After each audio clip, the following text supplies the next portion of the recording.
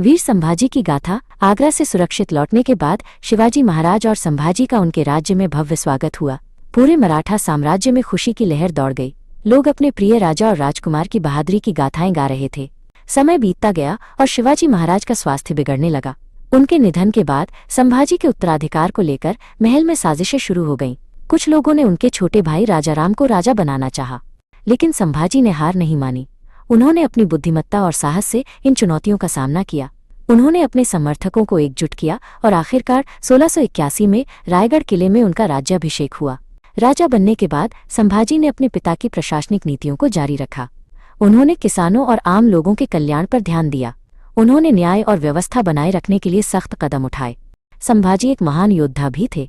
उन्होंने मुगलों और अन्य दुश्मनों के खिलाफ कई लड़ाइयां लड़ी। उन्होंने अपनी सेना का नेतृत्व किया और कई महत्वपूर्ण लड़ाइयों में जीत हासिल की। संभाजी के शासनकाल में सबसे बड़ा खतरा मुगल बादशाह औरंगजेब था। औरंगजेब ने मराठा साम्राज्य को पूरी तरह से खत्म करने का फैसला कर लिया था और वो अपनी विशाल सेना के साथ दक्कन में आ गया था। औरंगजेब की विशाल सेना के सामने संभाजी ने बहादुरी से लड़ाई लड़ी, लेकिन एक विश्वासघात के कारण उन्हें संगमेश्वर में मुगलों द्वारा पकड़ लिया गया। औरंगजेब ने संभाजी को इस्लाम अपनाने और अपने सभी किले मुगलों को सौंपने के लिए कहा, लेकिन संभाजी ने अपनी धर्म और मातृभूमि के प्रति अपनी निष्ठा नहीं छोड़ी।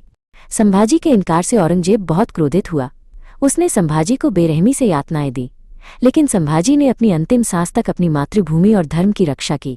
11 मार्च 1689 को संभाजी महाराज ने शहादत प्राप्त की। उनकी शहादत ने मराठा साम्राज्य को और भी मजबूत बना दिया। वे हमेशा एक महान राजा, योद्धा और धर्म के रक्षक के रूप में याद किए जाते रहेंगे।